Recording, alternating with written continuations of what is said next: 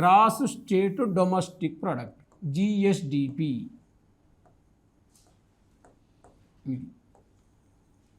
ఇది చాలా కీలకమైన టాపిక్. ఇదంతా కరెంట్ డేటా ఉంటుంది. Gross state domestic product.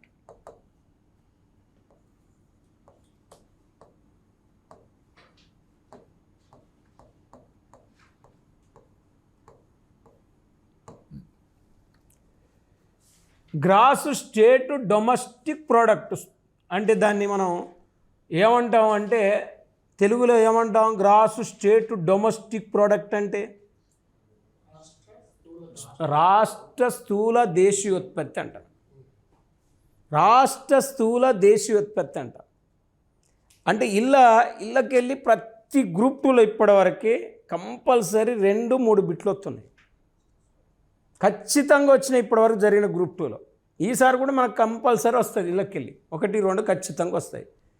మరి అలాంటప్పుడు గ్రాస్ స్టేట్ డొమెస్టిక్ ప్రోడక్ట్ అంటే ఏంటిది అంటే గ్రాస్ వాల్యూ యాడెడ్కి ఐటీని కూడి సబ్సిడీని తీసేస్తే జిఎస్డిపి వస్తుంది. గ్రాస్ వాల్యూ యాడెడ్కి ఇండైరెక్ట్ ట్యాక్సెస్ యాడ్ చేసి సబ్సిడీలు మైనస్ చేయాలి. అంటే జీవీఏ అంటే జీవీఏ ఇక్కడ చూడండి, gross value added. Gross value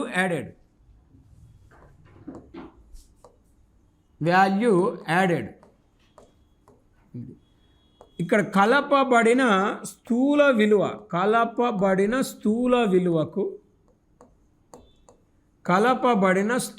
విలువకు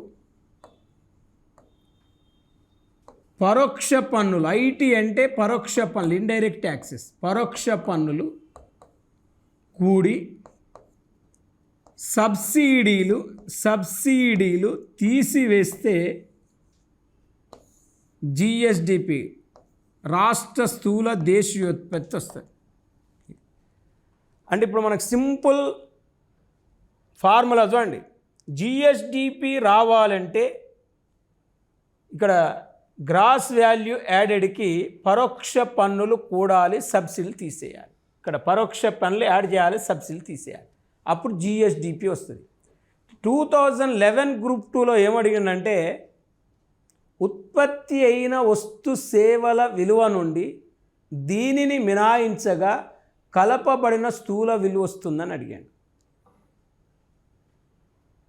ఉత్పాదకాల విలువ, అవుట్పుట్ ఇన్పుట్ వాల్యూ అన్నాడు, సబ్సిడీస్ అన్నాడు, ఇండైరెక్ట్ ట్యాక్సెస్ అన్నాడు, ఎక్స్పోర్ట్స్ అన్నాడు. అంటే ఇది ఎట్లొస్తుందని అడిగండి. ఇప్పుడు మనం దీన్ని చెప్పుకోవాలి, జీవీఏ చెప్పుకోవాలి, ఓన్ జిఎస్డిపి చెప్పుకున్నాం. జిఎస్డిపి ఎట్లా వస్తుందంటే జీవీఏకి ఏం కూడాలి? ఐటీ కూడాలి. ఏం తీసేయాలి? సబ్సిడీలు తీసేయాలి. ఐటీ అంటే ఇండైరెక్ట్ ట్యాక్స్. ఈ పెన్నులో పన్ను ఉంటుంది. ఇప్పుడు ఇంక్లూడింగ్ ఆఫ్ ఆల్ ట్యాక్సెస్ అంటాం. చూడండి, అంటే ఈ పెన్ను తయారు చేసే కంపెనీ మీద గవర్నమెంట్ పన్ను వేస్తే ఆ పన్నును ఆ కంపెనీ గవర్నమెంట్కి కట్టాలి. అంటే ఆల్రెడీ ట్యాక్స్ ఇంక్లూడ్ అయిందా లేదా? ఇంక్లూడ్ అయింది. ఇలా ట్యాక్స్ ఇంక్లూడ్ అయిన తర్వాతనే మార్కెట్లోకి వస్తుందండి. ట్యాక్స్ ఇంక్లూడ్ కాకముందు ఈ పెన్ను మార్కెట్లోకి రాదు. సబ్సిడీ అంటే కంపెనీ అంటే ప్రభుత్వమే కంపెనీకి ఇస్తుందండి. కొంచెం ఈ పెన్ను 20 రూపాయలకు అమ్మే బదులు 15 రూపాయలకు 15 రూపాయలకు మార్కెట్లో అమ్మండి, నేను నీకు సబ్సిడీ ఇస్తా అని చెప్తుందండి. అంటే ఇప్పుడు గవర్నమెంట్ చూడండి, కంపెనీ చూడండి. అంటే గవర్నమెంటు కంపెనీకి డిఫరెన్స్ ఏంటంటే జనరల్గా ఇక్కడ ఇది ఇటు రివర్స్ మనం తీసుకుంటే ఐటీ కంపెనీ గవర్నమెంట్ కడుతుంది, సబ్సిడీ గవర్నమెంట్ కంపెనీకి ఇస్తుందండి. సబ్సిడీ అంటే ఎగ్జెంప్షన్. ఇప్పుడు చంద్రబాబు నాయుడు ఉచితంగా 3 సిలిండర్లు ఇస్తా అని చెప్పాడు. మరి 3 ఫ్రీ సిలిండర్స్ అన్నప్పుడు భారత్ గ్యాస్ ఫ్రీ వస్తుందా? శక్తి గ్యాస్ ఫ్రీ వస్తుందా? గవర్నమెంట్ సబ్సిడీ అలా కంపెనీలకు ఇస్తే జనాలకు ఫ్రీ వస్తుంది. అంటే సబ్సిడీ ఒక్కోసారి కంపెనీలకి ఇవ్వచ్చు, లేకపోతే ఒకసారి వ్యక్తి అకౌంట్లోకి ట్రాన్స్ఫర్. నువ్వు గ్యాస్ కొనుక్కోమని చెప్తుంది, కొనుక్కున్నాక నీ అకౌంట్లో డబ్బులు ఎత్తుంది. లేకపోతే గ్యాస్ కంపెనీ కోనికి డైరెక్ట్గా గవర్నమెంట్ అకౌంట్లోకి ట్రాన్స్ఫర్ చేస్తుంది. వాని అకౌంట్లోకి ఎన్ని సిలిండర్లు ఇచ్చినావు క్యాలిక్యులేట్ చేసి పంపమంటుంది. అన్ని సిలిండర్ల డబ్బులు ఒక కంపెనీలోకి ట్రాన్స్ఫర్ చేస్తుంది. మరి చూడండి, అంటే సబ్సిడీ ఎట్నుంచి ఎటు వస్తుంది అంటే సబ్సిడీ అనేది గవర్నమెంట్ నుంచి కంపెనీకి వస్తుంది. ట్యాక్స్ అనేది కంపెనీ నుంచి గవర్నమెంట్కి పోతుందండి. అంటే చూడండి, అంటే ఇప్పుడు జీవీఏకి ఐటీ కూడి సబ్సిడీ తీసేస్తే ఏమొస్తుంది? జిఎస్డిపి వస్తుంది. మరి ఇప్పుడు జిఎస్డిపి వస్తుంది. జీవీఏ అంటే ఏంటిది? Gross value added. అంటే ఇక్కడ ఫార్ములా జీవీఏ కనుక్కోవాలంటే జీవీఓ మైనస్ జీవీఐ. అంటే జీవీఓ మైనస్ జీవీఐ అంటే gross value output minus gross value input. అంటే gross value output minus gross value input. అంటే ఈ గ్రాస్ వాల్యూ అవుట్పుట్ నుంచి గ్రాస్ వాల్యూ ఇన్పుట్ను తీసేయాలి. అంటే ఇక్కడ అవుట్పుట్ వేరు, ఇన్పుట్ వేరు. ఇప్పుడు అవుట్పుట్, ఇది అవుట్పుట్ పెన్ను. అవుట్పుట్ చేయాలంటే కంపల్సరీ ఇన్పుట్ ఉండాలి. ఇన్పుట్ లేకుంటే అవుట్పుట్ ఉండదు. అంటే మన తెలుగులో అవుట్పుట్ అంటే ఉత్పత్తి, ఇన్పుట్ అంటే ఉత్పత్తి కారకాలు. ఇన్పుట్స్ అంటే ఉత్పత్తి కారకాలు ఉంటేనే ఉత్పత్తి ఉంటుంది. ఉత్పత్తి కారకాలు లేకపోతే ఉత్పత్తి ఉండదు.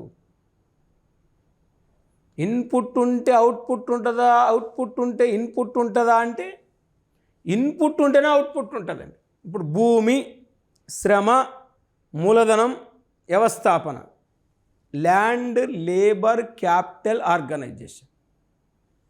ఈ నాలుగిటిని ఏమంటామంటే ఉత్పత్తి కారకాలు అంటామండి. ఉత్పత్తి కారకాలు అంటాం ఈ నాలుగిటిని. ఫ్యాక్టర్ ఆఫ్ ప్రొడక్షన్స్ అంటాం. మరి ఇప్పుడు ఆ 4 ఉత్పత్తి కారకాలు ఉన్నప్పుడే వస్తువు అనేది తయారవుతుంది. ఇందులో ఏ ఒక్క ఉత్పత్తి కారకం లేకపోయినా వస్తువు తయారు కాదు. ఇప్పుడు సపోజ్ ఇప్పుడు ఉత్పత్తి నుంచి ఉత్పత్తి కారకాల విలువను ఏం చేయాలి? తీసేయాలి. ఇప్పుడు సపోజ్ ఆ వస్తువు ఉత్పత్తి 30 రూపాయలు అనుకోండి, ఉత్పత్తి కారకాల విలువ 10 రూపాయలు అనుకోండి, గ్రాస్ వాల్యూ యాడెడ్ 20 రూపాయలు. ఇది అంటే ఉత్పత్తి 30, ఉత్పత్తి కారకాల విలువ 10, 30లోకి వెళ్ళి 10 తీసేస్తే ఎంత? 20. అంటే ఇప్పుడు చెప్పండి, ఉత్పత్తి అయిన వస్తు సేవల విలువ నుండి ఉత్పాదకాల విలువ, ఇవి ఉత్పాదకాలు, ఉత్పత్తి కారకాల విలువ తీసేస్తే గ్రాస్ వాల్యూ యాడెడ్ వస్తుంది. చూడండి, gross value output minus gross value input called gross value added. ఇప్పుడు దీనికి మనం ఒక 10 రూపాయలు ట్యాక్స్ కలిపినాం అండి. ఐటీ ఒక 10 రూపాయలు కలిపినాం. ఐటీ సబ్సిడీ ఒక 5 రూపాయలు తీసేసినామండి. సబ్సిడీ ఇప్పుడు 20 + 10 30, 30లోకి వెళ్ళి 5 తీసేస్తే 25. ఇక్కడ చూడండి, జీవీఏ 20, దానికి ఐటీ 10 కలిపినాం 30 అయింది. 30లోకి వెళ్ళి సబ్సిడీ 5 తీసేసినాం. ఇప్పుడు జీవీఏ అంటే జిఎస్డిపి ఎంత? 20. జీవీఏ ఎంత? 20. GVA 20, GSDP 25. అంటే మనకు ఇప్పుడు జీవీఏ పెద్దదా, జిఎస్డిపి పెద్దదా? జిఎస్డిపి పెద్దది. అయితే మనకు సోషియో ఎకనామిక్ సర్వేలో ఒకప్పుడు ఎట్లా అడిగారు క్వశ్చన్, ఇప్పుడు ఎట్లా అడుగుతారు అంటే 2023-24 ప్రకారం కలపబడిన స్థూల విలువలో వ్యవసాయ రంగం వాటెంత అంటాడు. Which is the following 2023-24 contribution of GVA agriculture sector 2023-24 అంటాడు. Contribution of GVA agriculture sector 2023-24 అంటాడు. అంటే వ్యవసాయ రంగము ఎంత వాటాను జీవీఏలో సమకూర్చుతుంది అని అర్థం. అక్కడ ఒకేప్పుడు జిఎస్డిపి అడగండి. ఇప్పుడు మీకు జిఎస్డిపి అడగట్లేదు, జీవీఏ అడుగుతుండండి. మీరు చూడండి, సర్వేలో జీవీఏ ఉంది కానీ ఎక్కడ జిఎస్డిపి లేదు మీకు. అంటే జీవీఏలో వ్యవసాయ రంగం వాటెంత, పారిశ్రామిక రంగం వాటెంత, సేవా రంగం వాటెంత, ఇవి అడుగుతుండు 3 మనకు. ఆ 3 అడుగుతున్నప్పుడు మనకు 100లో వ్యవసాయ రంగం ఎంత ఉంది, పారిశ్రామిక రంగం ఎంత ఉంది, సేవా రంగం ఎంత ఉంది తెలవాలంటే ఫస్ట్ మనకు జీవీఏ తెలవాలి, జిఎస్డిపి తెలవాలి. ఇప్పుడు మనకు జీవీఏ తెలిసింది, జిఎస్డిపి తెలిసిందండి. ఇప్పుడు చెప్పండి, జిఎస్డిపికి జీవీఏకి ఏం కూడాలి? IT code. సబ్సిడీ తీసేస్తే ఏమొస్తుంది? జిఎస్డిపి వస్తుంది. మరి జీవీఏ ఎట్లా వస్తుంది? జీవీ అంటే గ్రాస్ వాల్యూ అవుట్పుట్ నుంచి గ్రాస్ వాల్యూ ఇన్పుట్ని ఏం చేయాలి? తీసేయాలి. తీసేస్తే మనకు జిఎస్డిపి జీవీఏ వస్తుంది. జీవీఏకి ఇది కొడితే జిఎస్డిపి వస్తుంది. అయితే ఈ జిఎస్డిపి నుండి జిఎస్డిపిని స్టేట్ పాపులేషన్ చేత భాగిస్తే జిఎస్డిపి బై స్టేట్ పాపులేషన్ చేస్తే స్టేట్ పర్ క్యాపిటల్ ఇన్కమ్ వస్తుంది. స్టేట్ పర్ క్యాపిటల్ ఇన్కమ్ వస్తుంది.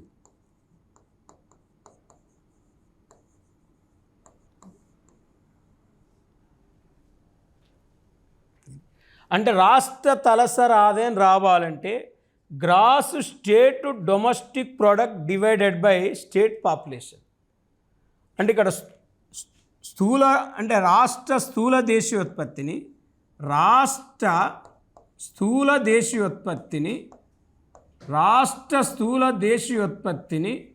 ఇక్కడ రాష్ట్ర జనాభా చేత భాగిస్తే రాష్ట్ర తలసరి ఆదాయం వస్తుంది. స్టేట్ పర్ క్యాపిటల్ ఇన్కమ్ వస్తుంది. ఇప్పుడు చెప్పండి, స్టేట్ పర్ క్యాపిటల్ ఇన్కమ్ ఎట్లా వస్తుంది? GSDP by state population. ఏ రాష్ట్ర ఆదాయాన్ని ఆ రాష్ట్ర జనాభా చేత భాగిస్తే రాష్ట్ర తలసరి ఆదాయం వస్తుంది.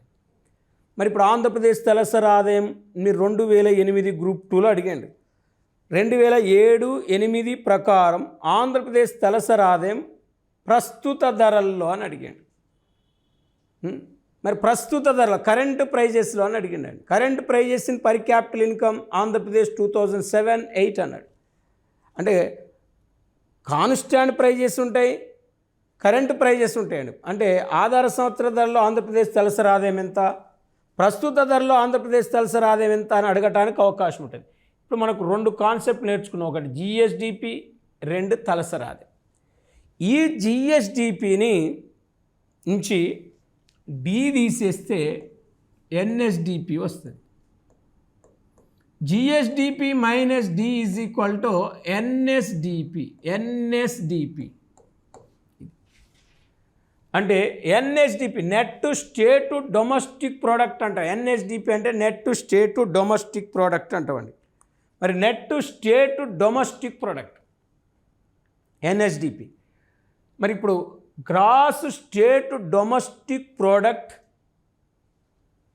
Minus depreciation is equal to NSDP. Net state domestic product అంట. అంటే నికర రాష్ట్ర దేశీయోత్పత్తి అంటారు. నికర రాష్ట్ర దేశీయోత్పత్తి ఇది తరుగుదల. డిప్రిషియేషన్ అంటే తరుగుదల. GSDP minus depreciation is equal to NSDP. ఇది ఎగ్జాంపుల్. ఇప్పుడు మనం ఈ పెన్ను తయారు చేస్తున్నప్పుడు యంత్రాన్ని వాడినప్పుడు యంత్రం అనేది తరుగుదలకు లోనవుతుంది. ఆ యంత్రం యొక్క తరుగుదల తీసేస్తేనే మనకు ఎన్ఎస్డిపి వస్తుంది. ఎన్ఎస్డిపిలో తరుగుదల తీసేయబడుతుంది, జిఎస్డిపిలో తరుగుదల యాడ్ అయి ఉంటుంది. ఇలా మైనస్ చేయబడుతుంది డిప్రిషియేషన్, ఇలా యాడ్ అయి ఉంటుందండి. అందుకే ఇప్పుడు జిఎస్డిపి ఇందాక మనం 25 రూపాయలు అని చెప్పినాం. ఎగ్జాంపుల్, తరుగుదల ఒక 2 రూపాయలు వేసుకోండి. అప్పుడు ఎన్ఎస్డిపి ఎంత అంటే 23 రూపాయలు. ఇది అంటే ఈ 23 రూపాయలు, ఈ 23 రూపాయలు ఎన్ఎస్డిపి. ఈ 23 రూపాయలకి 2 రూపాయలు తరుగుదల కలిపినాం అనుకోండి, జిఎస్డిపి 25 రూపాయలు. అంటే ఎన్ఎస్డిపికి డి యాడ్ చేస్తే జిఎస్డిపి వస్తుంది, జిఎస్డిపిలోకి డి తీసేస్తే ఎన్ఎస్డిపి వస్తుంది. అంటే ఇప్పుడు చెప్పండి, differences between GSDP and NSDP. Depreciation, తరుగుదల. అయితే ఇప్పుడు మనకు అడిగేది జిఎస్డిపిని అంచనా వేసే సంస్థ DES. Estimation of GSDP, calculation of GSDP which firm అంటే DES. Directorate of economics and statistics అనే సంస్థ ఇది. అంటే క్యాలిక్యులేషన్ ఆఫ్ జిఎస్డిపి డెస్. చూడండి, జిఎస్డిపిని ఎవరు క్యాలిక్యులేట్ చేస్తారంటే డెస్ అనే సంస్థ క్యాలిక్యులేట్ చేస్తుంది. మరి తెలుగులో డెస్ని ఏమంటాం అంటే అర్ధ గణాంక డైరెక్టరేట్ అంటాం. మరి అర్ధ గణాంక డైరెక్టరేట్ క్యాలిక్యులేట్ చేస్తుంది జిఎస్డిపిని. మరి జనరల్గా మనం ఒకసారి చూస్తే directorate of economics and statistics ఇప్పుడు ఈ డెస్ని 1971లో ఏర్పాటు చేయటం జరిగింది. డెస్ లాంచ్డ్ బై 1971. ఇప్పుడు చెప్పండి, డెస్ని ఎప్పుడు ఏర్పాటు చేశారు? 1971లో. ఒక్కటే డెస్ 71 అని గుర్తుపెట్టుకోవాలి. డెస్ 71 క్వశ్చన్లో ఆన్సర్ ఉంది. డెస్ 71 అని అంటే 71లో దీన్ని లాంచ్ చేసినప్పుడు హైదరాబాద్లో ఉంది దీని హెడ్ క్వార్టరు. రీసెంట్గా విజయవాడలోని గొల్లపూడిలోకి దీనికి మార్చడం జరిగింది. దీని యొక్క హెడ్ క్వార్టర్ని గొల్లపూడికి మార్చడం జరిగింది. మనకు గొల్లపూడిలో ఉందా అని అడిగారు, ఎగ్జాంపుల్ చెప్పిన మీకు. మరి ఈ జిఎస్డిపిని క్యాలిక్యులేట్ చేసే ఫర్ము డెస్ అని చెప్తున్నాం. జిఎస్డిపిని అంచనా వేయటానికి డెస్ ఆంధ్రప్రదేశ్ ఆర్థిక వ్యవస్థను 3 రంగాలు మరియు 17 ఉపభాగాలు చేస్తుంది. 3 సెక్టార్ 17 సబ్ సెక్టార్స్.